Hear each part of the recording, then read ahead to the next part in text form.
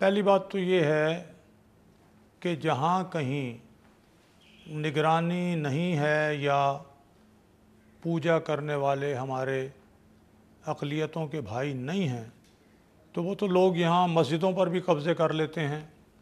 لیکن میں جب سے آیا ہوں اور وزیر اعظم جناب نواز شریف صاحب نے جو مجھے ہدایت دی ہے، جو ویژن دیا ہے، اس کے مطابق میں نہ صرف مندروں اور گرودواروں کی بہت خدمت کر رہا ہوں بلکہ یاتریوں کی بھی خدمت کر رہا ہوں، اور جو خالی زمینیں اور پلاٹس ہیں ان کو ڈیولپ بھی کرنے جا رہا ہوں. ایسی اطلاعات ہیں صدیق الفاروق صاحب کہ پاکستان کے محکمہ اوقاف نے پاکستان میں مسلمانوں کو دوسری مذہبی اقلیتوں کی عبادت گاہیں اور جائیدادیں گوداموں اور دیگر مقاصد کے لیے کرائے پر دینی شروع کر دی ہیں. کیا ایسا ہے؟ نہیں، گرودوارے اور مندر تو نہ گودام کی صورت میں کسی کو دیے جا سکتے ہیں اور نہ کسی اور عبادت گاہ تو نہیں دی جاتی. البتہ عبادت گاہ کے ساتھ ملحقہ جو اراضی یا جائیدادیں ہیں وہ کرائے پہ ضرور دی جاتی ہیں. اچھا، دارالحکومت اسلام آباد میں ہندوؤں کی آبادی 1000 کے قریب ہے اور انہیں اپنی مذہبی رسومات کے لیے راول پنڈی کے اکلوتے کھلے ہوئے مندر میں جانا پڑتا ہے.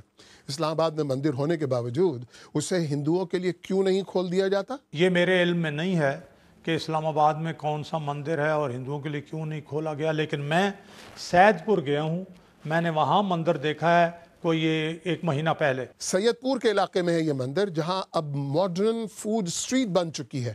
نہیں جناب، وہاں اگر کوئی جائے، میں تو دیکھ کے آیا ہوں، وہ تو کھلا ہے. مندر کو ایز اے ٹورسٹ اٹریکشن استعمال کیا جا رہا ہے جہاں ایسے تمام نشان مٹا دیے گئے ہیں جس سے پتہ چلے کہ یہاں مندر تھا اور اس کے اندر اسلام آباد کے بننے سے پہلے اور بعد کی تصاویر نمائش کے لیے لگا دی گئی ہیں.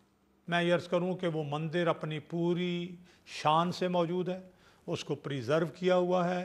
اگر وہاں کچھ ہندوؤں کا مسئلہ ہے تو مجھے ملے، میں BBC کے ذریعے شفیع نقی جامی صاحب کے اس پروگرام کے ذریعے کہتا ہوں کہ اگر اسلام آباد میں انہیں عبادت کا، پوجا پاٹ کا کوئی مسئلہ درپیش ہے وہ مجھے ملے، میں انشاءاللہ حل کروا دوں گا ان 1 ویک. صدیق الفاروق صاحب، بہت بہت شکریہ.